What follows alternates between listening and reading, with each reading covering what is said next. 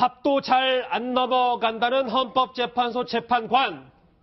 도대체 헌재 내부에선 무슨 일이 벌어지고 있을까요? 탄핵 심판 선고기일 공개가 오늘도 점점 다가오면서 헌법재판소의 움직임 하나하나 이목이 집중되는 건 당연할 겁니다. 먼저 오늘 헌재 앞 상황부터 먼저 살펴볼 텐데요. 영상으로 만나보시죠. 헌재는 지금 자멸하지 말라. 8인 재판은 원천무효이다. 우리나라 헌법재판소가 이렇게 8인의 재판관으로서 판결을 내릴 수가 없는 불임재판소가 된 것은 박한철 전 헌재소장의 임기가 만료되었는데도 그 후임자를 지명해야 할 헌법상의 의무가 있는 황교안 대통령 권한대행이 후임자를 지명하지 않고 있기 때문입니다. 내용 하나를 짚어보기 전에 먼저 민영서 원장님. 예. 한기국, 그러니까 이 친박단체가 오늘부터 3박 4일 대규모 집회도 한다는데 헌법재판소 앞에 지금 난리 난 것 같아요. 네, 그렇습니다. 네, 3박 4일이 오늘부터 하는 게 아니라 이제 만약에 그 선고 기일이 정해지면은 선고 기일이 정해질 때까지 3박 4일 동안에 이 그 안국역에서부터 수은회관에 나와서 안국역에서부터 헌법재판소까지 태극기로 다 인간 태극기 띠를 형성해가지고 선고할 때까지 거기서 이제 전부 텐트 치고 있겠다라는 그런 얘기인데 아무튼 헌재를 압박하는 것도 아니고 의사표시를 하시더라도 너무 극렬하고 너무나 좀 더 이렇게 강요하는 듯한 이런 게 있어요. 그러면은 탄국에서 저러면은 나중에 촛불 집회는 또 가만히 있겠습니까? 그렇기 때문에 역시 저런 모습들이 좀 자제하셔야 되는데 공론 분열의 모습이다. 일단 그렇게 말씀드리고 싶습니다. 예, 박 변호사님 네. 방금 보신 영상이 오늘 김평호 변호사가 오늘 헌재 앞에서 한 기자회견 모습이었는데 저는 이 내용이 귀에 들어왔어요. 황교안 권한대행이 헌재소장을 임명해야 한다. 구인의 재판관 체제를 만들어야 한다. 황교안 권한대행에게 책임이 있다고 볼 수 있는 걸까요? 그러니까 두 가지가 문제입니다. 첫 번째로는 이제 이선혜 재판관이 이제 지명을 받았거든요. 대법원장한테. 이제 청문회를 거쳐야 되는 그 부분이 하나 있고 또 한 가지는 황교안 권한대행은 말 그대로 권한대행인데 권한대행의 직무범위가 어디냐인데 새로운 사람을 임명할 수 있냐 없냐에서 이제 학설들이 좀 되는데 예. 안 되는 방향으로 일단 보고 있거든요. 특히 지금 이제 곧 탄핵이 인용될 수도 있고 어쨌든 결정이 나는 상황이기 때문에 굳이 이 시점에서 황교안 권한대행이 권한대행으로서 누구를 다시 임명하는 게 약간은 좀 부적절한 부분이 아닌가. 그렇기 때문에 김평호 변호사 주장 뭐 일면은 타당한 측면이 있지만 황교안 권한대행한테 책임을 묻는다. 이거는 조금 부적절해 보입니다. 예. 근데 지금 저 밖에 헌법재판소 오늘 상황 같이 한번 보셨잖아요. 근데 저 집회 참가자들 중에 일부가 평의를 좀 못하게 하려고 일부러 소리를 막 고래고래 질러서 뭐 이런 움직임도 있다는데요. 이건 참 좀 문제라고 봐야 됩니다. 뭐 어쨌든 간에 이제 여야 공이 헌법재판소 결과에 대해서는 승복을 하는 걸로 지금 얘기가 되어 있고 특히 만약에 저런 상황이라면 나중에 판결이 선고됐을 때도 만약에 또 어떤 시위라든지 하겠다는 뜻이거든요. 막 평의하는데 방해는 안 될 겁니다. 뭐 방음 장치라든지 됐기 때문에 방해는 안 되지만 앞에 나와서 저걸 봤을 때 재판관들이 부담감을 많이 느낄 겁니다. 그렇기 때문에 막 경찰 같은 경우도 이게 적법한 집회라든지 시위가 되는지 조금 확인해서 뭐 공무 방해도 될 여지가 있으니까 조금 확인해야 될 필요가 있을 것 같다 생각이 듭니다. 예. 글쎄요.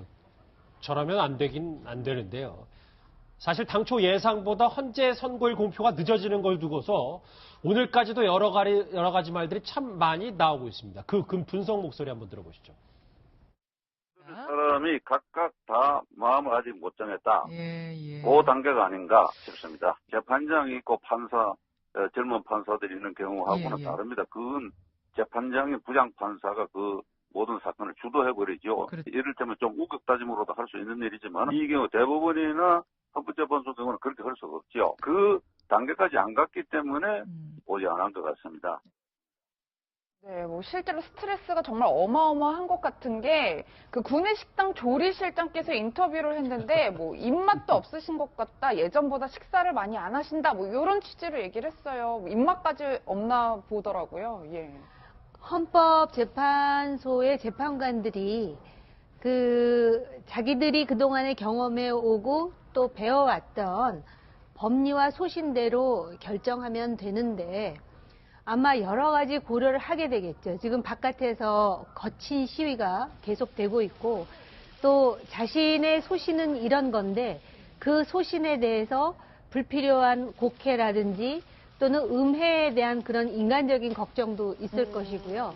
그리고 이게 사상 초유의 지금 탄핵 상황이고 또 그렇기 때문에 이게 역사적으로도 계속해서 회자될 중요한 사건인 만큼 그렇죠. 본인 개개인이 인간적으로 얼마나 심리적으로 압박감을 받을지는 얼마든지 이해할 수는 있는데요. 얼른 선고일자 정하시고 법대로 결정을 내리는 게 헌법재판관으로서의 소임입니다. 지금 스트레스는요, 재판관만 받고 있는 게 아니라 당사자인 대통령도 받을 것이고 또 정치인들 그리고 국민들도 엄청난 스트레스 지금 받고 있습니다. 글쎄요. 건국이후에 헌법재판소가 저렇게 집중적으로 주목을 받을지 그리고 헌법재판소 재판관들이 자막해보는 것처럼 시간도 없고 입맛도 없어서 식사를 거르기도 한다는 소식까지 나오는 거 보니까 대단한 것 같습니다. 제 주변에 있는 많은 사람들도 빨리 결정이 내려져 갖고 이 혼란상이 좀 정리가 됐으면 좋겠다 이런 의견들을 표명하는 사람이 많습니다. 그만큼 방금 말씀하신 대로 국민들도 엄청난 스트레스를 받는다고 봐야겠죠. 더군다나 이번 헌재의 결정이라는 것은 통상적인 헌재 심판이 아니지 않습니까? 대통령의 운명이 판가름나는 운명이 판가름나는 그런 결정이기 때문에 헌재 재판관들의 스트레스는 말할 것도 없고 그것이 지금과 같이로 또 국론이 찬반이 극단적으로 이렇게 갈려가지고 심각한 갈등 현상을 빚고 있는 데다가 그 탄핵 결과에 따라서는 정말 예측할 수 없는 어떤 후폭풍도 예상되기 때문에 헌재 심판관들이 법과 양심에 따라서 이렇게 심판을 한다 하더라도 과연 어느 것이 역사 또 여러 면을 감안했을 때 옳은 판단인가 이런 고민들이 참 잠이 안 올 겁니다. 잠이 안 오죠. 근데 이 혼란상이 정말 저도 지금 오늘 오전 중에 2가지 유형의 흔히 말하는 그 보낸 걸 받은 거를 받았어요. 증권과 정보지요? 네, 증권과 정보 중인데 아주 구체적이에요. 헌법재판관들 이름까지 다 있어가지고 성향 분석 다 해가지고 이렇게 오고 또 하나는 무슨 향후에 또 정치 일정까지 이렇게 해서 나오는데 이런 것들이 지금 도는 게 그 자체가 바로 혼란상이고 하기 때문에 다들 말씀들 하셨지만은 정말 그 자고 오면 할 필요 없이 딱 국민만 바라보고 법과 양심에 따라서 최대한 빨리 하는 것이 이 혼란을 최소화하는 거다. 저도 그렇게 생각을 합니다. 지금 보고 하나가 들어왔는데 이제 한 4일 전, 5일 전부터 한 거예요. 그러니까 지난 1일부터 일주일 전부터 탄핵 기각을 주장했던 이 권영애 전 안기 부장이 방금 전에 혈당 저하로 이제 쓰러져서 병원으로 이송됐다는 보고도 있는데 글쎄요, 지금 헌재 앞이 좀 여러 가지로 어수선하고 좀 복잡합니다. 오른쪽에 준비한 거 한번 보실게요. 예. 결국 더 내부로 들어가 볼게요. 지금 헌법재판소에서 계속 조금씩 내부로 들어가고 있는데 구내식당 얘기까지 왔잖아요. 이제 진짜 평의가 이루어지는 재판관 사무실인 3층, 4층으로 좀 가볼게요. 네. 제가 제목을 무덤까지 비밀 헌법재판소의 평 이렇게 좀 우리가 볼 수 없는 곳이기 때문에 가상으로 한번 꾸며봤어요. 근데 저 이거 처음 알았는데 박지훈 변호사. 네. 이 평의 내용은 물론 나중에 인용인지 기각인지 이런 거는 본인의 얘기는 할 수 있지만 무덤까지 비밀이라는 건 처음 들어봤어요. 이거는 이제 헌법재판소뿐만 아니고 법원에도 이제 3심입니다. 주심이 있고 배석 판사가 있고 재판장이 있죠. 그 평의하는 과정은 사실은 결론을 중요시 여기는 거지 평의할 때 누구는 찬성 의견 냈고 누구는 반대 의견 냈고 이거를 만약에 내게 되면 법원의 징계를 받게 됩니다. 마찬가지로 헌법재판소에서 이 과정에 어떤 결론을 끌어내는 과정에 난상 토론하는 과정을 평의라 그런 거거든요. 그 평의하면서 예를 들어서 A 재판관이 이 탄핵 인용을 했는데 나중에는 기각을 했다. 그걸 밖에 나서 야 평의할 때 인용했는데 나중에는 기각을 하더라. 이런 내용을 얘기를 하면 안 된다는 뜻입니다. 결국은 요 평의하는 내죠. 그 안에서 했던 내용은 끝까지 아주 비밀로 가지 않을까 이렇게 보입니다. 네. 예, 지금 잠시만요. 저 방금 전에 있었던 소포 다시 한번 정리해드리면 자막으로도 들어왔네요. 일주일 전부터 이 헌법재판소 앞에서 단식 투쟁을 벌였던 이 권영애 전 안기 부장이 탄기국 대표죠. 방금 전에 병원으로 혈당 저하 탓에 후송됐다라는 보도가 지금 들어와 있습니다. 네, 다시 헌재 안으로 돌아가 보면 보안이 생명이라고 네. 하니까 도감청 방지 시설을 설치할 만큼 보안에 굉장히 신경을 많이 쓴다는 그렇죠. 거잖아요. 도감청 방지 시설도 상당히 비싼 그 시설을 좀 추가로 지금 돼 있다 그러고 계단 앞에로 폐쇄를 해버립니다. 혹시라도 뭐 들어올 수 있는 가능성을 원천적으로 봉쇄하기 위해서 이거 평의실 앞에 계단을 폐쇄해버리고 차 마시고 싶다 그러면 다 정지하고 차를 가지고 올 정도로 아주 이제 보안을 아주 중요시 여기고, 근데 이제 이 시간을 원래는 오전 10시에 평일하다가 지금은 이제 오후 3시 정도에 평일하는데 시간 이런 것도 아마 완전히 철저하게 통제한 상태에서 평일하는 것으로 보입니다. 이게 지금 보면 저 고영신 박사님 네. 보면 뭐 저희가 간명하게 이 별명 뭐 닉네임들 한번 뭐 막내, 뭐 송곳, 여제, 관찰자 뭐 이렇게까지 8명의 그 각인 8인 8색의 재판관들의 면면을 좀 보긴 봤지만 아무리 뭐 이 재판관들이라고 하더라도 8명 의견을 조율한다는 게 평에서 쉽지는 않을 것 같다는 생각이 드네요. 이 공부 많이 한 사람은 3사람만 모여도 아주 조율이 하기가 어렵습니다. 3사람만 모여도 패가 두 편이 나눠지고 그러는데 8명의 그 재판관들의 이념적인 성향도 뭐 저 표에서 나오다시피 좀 다르고 또 임명권자도 다릅니다. 또 임명권자의 무슨 따라서 결정적인 어떤 재판에 영향을 주는 것은 아니지만 그래도 뭐 대통령이 임명을 했다면 그래도 그 임명을 받은 사람의 입장에서는 그 대통령의 입장이라든가 이런 것들도 아무래도 우호적인 생각을 가질 수밖에 없지 않겠느냐. 그것이 인지상정이지 않느냐 하는 생각이 들면서 예. 이번 같은 경우 8명의 이런 재판관들이 지금 평의를 하고 있는데 어쨌든 뭐 말씀드린 대로 이제 성향이라든가 또 법에 대한 어떤 판단이나 이런 것들이 다르기 때문에 그것을 어떻게 지금 사항도 지금 유법 사항도 13가지나 되지 않습니까? 그렇죠. 그것도 이제 줄여서 한 5가지로 압축은 했습니다만 그 내용마다 옛날 전에 노무현 전 대통령 때는 딱 한 가지 뭐 확실한 거 한 가지 같으면은 뭐 찬반이 분명할 수도 있는데 그 내용마다 또 다 각자가 다를 수가 있지 않습니까? 이번에 13가지의 그런 위법 사항에 대한 내용마다 8명이 다 뭐 찬성하고 반대하고 그런 게 아니고 각자 다를 수가 있기 때문에 정말 이 많은 내용에 대해서 8명이 어떤 조율을 한다는 게 정말 어려울 것 같아요. 그렇죠. 또 그분들은 다 법에 대한 나름대로 식견과 최고 능력을 갖고 있기 때문에 자기의 어떤 소신이라든가 예. 주장도 아주 강할 것 아니겠습니까? 요번에 그 대통령의 그 탄핵 사유를 5가지로 정리하지 않았어요? 그러니까 주권 재민이라는 헌법의 기본적 원칙을 위배했느냐, 또 국민의 생명권을 존중해야 되는 대통령으로서의 어떤 신뢰감 있는 그러한 어떤 조처를 취했는가, 또 언론의 자유라든지, 또 뇌물수수라든지 뭐 이렇게 해갖고 직권남용해서 5가지를 나눴는데 제가 볼 때 저 사람들은 노련한 재판관들 아닙니까? 헌법재판소의 재판관들은 분명히 이 5가지에 대한 자신의 관점이 있을 거예요. 물론 이제 한 가지 사례를 가지고 이거를 심각한 위반으로 보느냐 아니면 탄핵 사유가 아니라고 보느냐 뭐 그렇게 해갖고 격렬한 토론을 해가지고 결론을 낼 준비는 돼 있는데 문제는 뭐냐면 바깥에서 기각을 원하는 사람은 기각을 원하는 사람들대로 인용을 원하는 사람은 인용을 원하는 사람들대로 헌법재판소의 결론에 대해서 받아들일 준비가 전혀 안 돼 있다는 거죠. 자기 생각과 다를 경우에는 분연히 일어나서 이것에 대해서 문제를 제기할 준비가 되어 있다고 바깥에서 진을 치고 그러기 때문에 이 사람들의 고민이 큰 것이죠. 근데 이거는요. 우리가 아무리 이 자리에서 얘기해도 소용없습니다. 이게 우리의 수준이고 현실이에요. 나중에 미래 역사의 어느 시점에서 과거에 우리 대한민국의 대통령 탄핵 과정에서 이런 일이 있었다. 역사의 교훈으로 삼자 할지는 모르지만 아무리 당위적인 얘기를 한다 하여 지금 그렇게 준비가 되어 있는 사람이 자 여기서 더 이상의 폭력이라든지 막말은 삼가하고 우리가 금도를 지키자 이렇게 하겠습니까? 참 슬픈 현실입니다. 예, 박 변호사님 네. 이제 잠시 뒤 뭐 1시간 뒤면 평의가 열릴 텐데 이 평의 안의 모습이 참 궁금하실 것 같은 게 흥미로운 게 네. 막내 재판관부터 발언을 시작하는 게 참 흥미로운 것 같아요. 막내라 해가지고 뭐 어린이 뭐 이런 개념이 아니고요. 예. 임명일자가 가장 늦은 사람을 막는 조영호 재판관 같은 경우는 2013년도에 임명이 됐습니다. 이정미 재판관 이분이죠, 이분. 그렇죠. 예. 막내가 나이가 이정미 권한대행보다 7살이 많습니다. 아하. 그렇죠. 실제로는 예. 막내가 아닌데 예. 사법연수원 기수도 상당히 더 높고요. 그래서 이제 임명 날짜로 좀 봐야 될 것 같고 지금 제목들 상당히 잘 달아놨는데 저 두 자의 모든 게 드러난 것 같아요. 어허. 그러니까 저 임명권자라든지 추천권자를 무시를 못할 것 같아요. 사실은 지금 재판을 진행하고 있는 여죄라고 있는 이정미 권한대행 같은 경우는 대법원장이 지명을 했고요.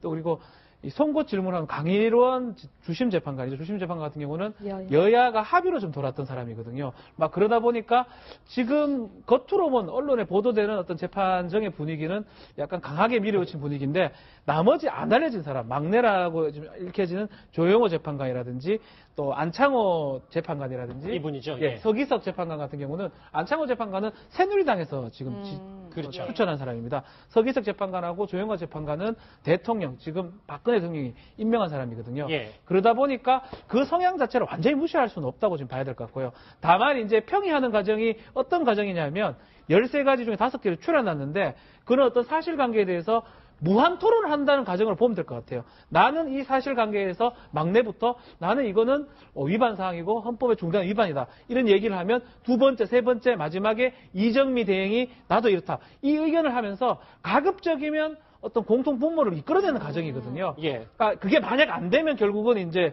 결심으로 가야 되겠지만 그래서 평의하는 과정에서 뭐 제가 추측컨대 오전에 하다가 오후에 옮겼는데 1시간 정도가 맞췄다는 거는 날짜도 좀 안 맞는 게 아닌가. 그러니까 만약 오늘 만약에 정하지 못한다 그러면 13일도 조금 어렵지 않을까. 이런 추측도 가능한 상태로 날짜가 지금 조금 애매하다고 좀 생각이 좀 듭니다. 말씀하셨던 것처럼 세간에 가장 큰 관심을 받는 건 바로 선고일일 텐데요. 그 이유에 대해서 헌법재판소와 관련 있는 지인의 얘기를 한번 들어보시겠습니다. 청와대 사건에 대해서는 뭐 하루 전에 선고기일을 통지를 하고 다음날 이제 선고한 경우도 있고요. 선고일이 아마 미리 지정이 되면 아마 상당히 여론도 이제 들끓고 관심이 집중되기 때문에 정부로서는 아마 하루나 이틀 전에 선고기일을 지정 통보를 하지 않을까 그런 예상도 해봅니다. 노무현 전 대통령께 3일 전에 했잖아요. 그렇죠. 근데 이번엔 더 뜨거우니까 오늘이나 뭐 내일쯤 할 수도 있다라는. 법에 규정이 없습니다. 뭐 3일 전에 해야 된다, 일주일 전에 해야 된다 규정이 없고요. 관례적으로 이제 2주 전에 했는데 노무현 대통령 때는 3일 전에 했고요. 통진당 해산 때 이틀 전에 했었거든요. 그렇기 때문에 오늘 하면서 내일 선고하겠다. 법적으로는 아무 문제가 없습니다. 다만 이제 이 부분이 지금 가장 문제 같아요. 오전에 평의 10시에 하다가 2시간 하고 식사하러 가야 되니까 평의가 제대로 안 된다. 그래서 오후로 넘겼습니다. 3시로. 3시로 넘겨놨는데 어제 같은 경우는 3시에 하고 4시 1시간만 하고 나왔거든요, 평의가. 그럼 평의가 잘 됐을 수도 있고 아예 안 될 수도 있는데 그게 이제 양극단이네요. 양극단 얘기인데 일단은 이제 기자들한테 이제 엠바고로 하면서 선고 날짜 잡을 수 있다 이런 얘기를 했기 때문에 그날 어제입니다. 조금 선고를 생각하고 평의를 한 걸로 보입니다. 그런데 1시간 만에 맞췄다라는 거는 선고 날짜가 조금 대립되는 게 아닌가. 특히 이제 13일 아니면 뭐 그 전 또 그 이후 이런 부분에서 정확한 공통의 답을 못 낸 것 같아요. 제가 봤을 때는. 그래서 결국은 어떤 본안에 대한 어떤 평의는 못한 것 같고요. 날짜 평의 정도 하다가 나왔을 거 생각이 들고 오늘도 아마 그 얘기를 할 거로 생각이 들고 만약에 오늘 정하지 않으면 정말 13일 좀 어려울 수도 있고 오늘 정하지 않으면 더 늦어질 가능성도 그래서 있고. 오늘은 뭐 정해지지 않을까 뭐 생각이 좀 듭니다. 예. 그런데 박 변호사님 또 이런 얘기가 있어요. 평의를 해서 결론을 내놔도 선고가 나기 전까지는 아무것도 확정할 수 없다. 그렇죠. 예. 평의라는 건 말 그대로 공통분모를 찾아가는 과정이지 평의 때 내가 뭐 인용한다 해가지고 나중에 기각한다고 해가지고 배신자가 되는 게 아닙니다. 평의는 말 그대로 비밀이고 그 어떤 마음들이나 어떤 그런 논리 같은 거를 수렴하는 과정이라고 생각이 들고요. 나중에 선고할 때는 평의하고 다른 어떤 결과를 내도 되는 거고요. 다만 이제 날짜 잡는 과정에서 지금 아마 몇몇 재판관들 제 추측이긴 한데 이 날짜 안 맞다고 얘기할 가능성도 있거든요. 대통령 대리인단의 어떤 주장에 따라서. 막 그렇다면 오늘 같은 경우는 그 사람까지 다 의견을 듣지 않고 다수결로 13일 잡자, 10일 잡자 이렇게 할 가능성이 높지 않을까 생각이 듭니다. 예. 그런 것도 다 보시는 것처럼 무덤까지 다 비밀입니다. 예. 무덤까지 비밀이니까 1시간도 채 남지 않은 오늘 평의가 상당히 주목되는 이유기도 해요. 저희가 한번 재구성을 해봤었는데 그런데 이렇게 예상대로라면 탄핵 선고일이 점점 다가오면서 장외전 불똥이 또 1위로 튀었습니다. 오늘 국민의당 박지원 대표의 목소리부터 먼저 들어보시죠. 박영수 특검 부인에 대해서 살해 여부로 혼절했다는 긴급 보도. 현재 판결을 앞두고 이렇게 극단적인 언행이 오고 가고 또 심지어 저희 당의 간부들에게도 전화로 위협을 가하는 것은 저도 당하고 있습니다만은 불필요한 일이라고 다시 한번 경고를 드립니다. 다음 주 금요일이든 이번 주 금요일이든 다음 주 월요일이든 정해지면 따라야 되는 게 맞는데 근데 지금 분위기, 그러니까 특검 쪽의 분위기도 좀 이상해서 박영수 특검의 부인이 뭐 쓰러졌다는 얘기까지 있네요. 예, 그러니까 박지원 대표가 말씀하셨지만은 박영수 특검이 이제 혼절을 했습니다. 혼절을 했는데 그 살해 위협을 듣고 그 소리를 듣고 원래 지병이 좀 있었나 봐요. 그 박영수 특검의 부인이. 그래서 이제 그 박영수 특검의 그 자택이 저 강남 그쪽이거든요. 저도 그 앞에 한번 가봤는데 지금 이제 경찰 의경 그 버스가 넉 대가 와서 보호하고 있을 정도입니다. 예. 근데 그 전에 무방비 상태로 있을 때 와서 하도 이제 그 시위를 하고 해가지고 했는데 이제는 이제 버스 한 넉 대가 서 있더라고요. 그런데도 지금 이제 그 박영수 특검에 대해서 무슨 하형식을 하고 뭐 처형을 하겠다고 하니까는 그 소식을 듣고 지병을 앓고 있던 부인이 혼절할 정도가 돼가지고 정말 그 한쪽의 의견이 이렇게 일방적으로 이렇게 하는 상황이 너무나 안타깝고 부적절하다 그런 얘기를 재차 이제 드릴 저희가 좀 뿌옇게 영상을 만든 이유가 워낙 행동들이 좀 거칠고 이 언행들 자체가 방송에 여과 없이 나가면 상당히 무리가 있기 때문에라고 저렇게 화면을 좀 뿌옇게 처리를 했는데 그러면 저희가 좀 그걸 감안했거든요. 박영수 특검에 대한 위협이 어느 정도였는지 그 모습부터 한번 같이 보시죠. 박영수가 죽지 않으려고 경찰에 신변보호 요청을 한 것입니다. 자기가 한 짓이 있는데 특검이 끝나면 민간인입니다. 민간인!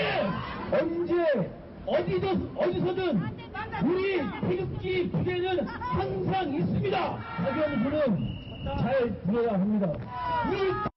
지금 제가 꼭 응징합니다.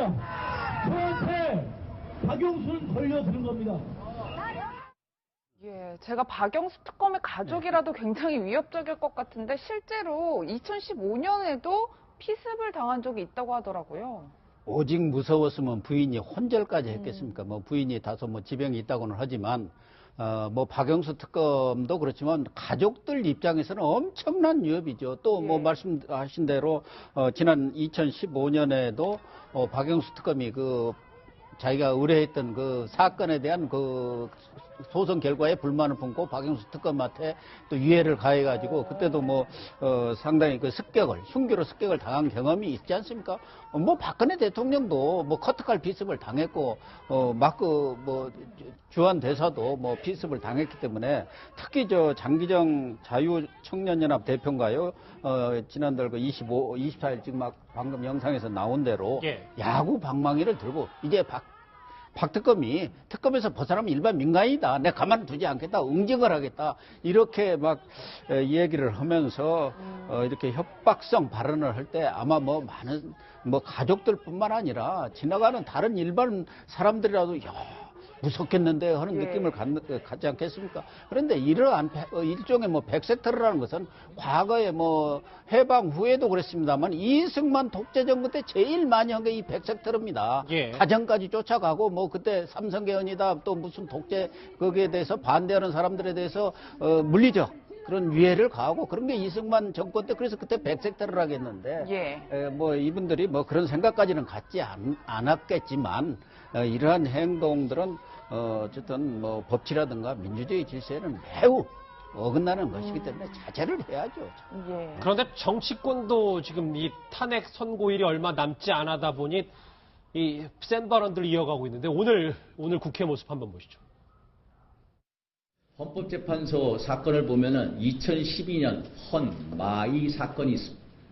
그때 박한철, 이정미, 김희수, 이진성 재판관 4분은 8명이 재판을 하는 평결에 대해서 법률에 의한 재판을 받을 헌법상의 권리를 침해했다라고 해서 위헌 판결이다라고 의견을 낸 적이 있습니다. 따라서 이번 탄핵은 우현 탄핵이다. 그래서 각하되어야 한다고 생각을 합니다. 요즘 뭐 윤상현 의원 마이크를 자주 잡아가지고요. 정옥 의원님. 그런데 모르겠어요. 어떤 식으로 나올지 모르겠지만 정치권이 나중에 이 후폭풍 어떻게 감당하려고 더 이렇게 더 불을 붙이는지는 잘 모르겠거든요. 아니 여태까지 정치권을 보셨지만 정치권이 무슨 책임지고 감당하는 거 보셨습니까? 아무 생각이 없는 거죠. 지금 이런 상황에서 정치적으로 뭐가 이롭고 뭐가 불리한가만 생각하는 사람들이 아니라면 이런 상황을 이렇게 방치하고 조금 전에 우리가 백색 테러 얘기하는데 예. 그게 어떻게 선진 민주주의 사회의 모습입니까? 그런데도 지금 사람이 욕을 해도 모욕죄로 걸리고 공공연한 자리에서 사실을 얘기해도 명예가 훼손되면 그게 위법사항인데 죽이겠다고 달겨들어도 그것에 대해서 아, 참 무서운 일이다. 부인이 혼절했으니 얼마나 마음 아프겠느냐. 여기서만 끝인다면 이 사회는 이건 제대로 돌아가는 사회가 아니라고 생각을 하고요.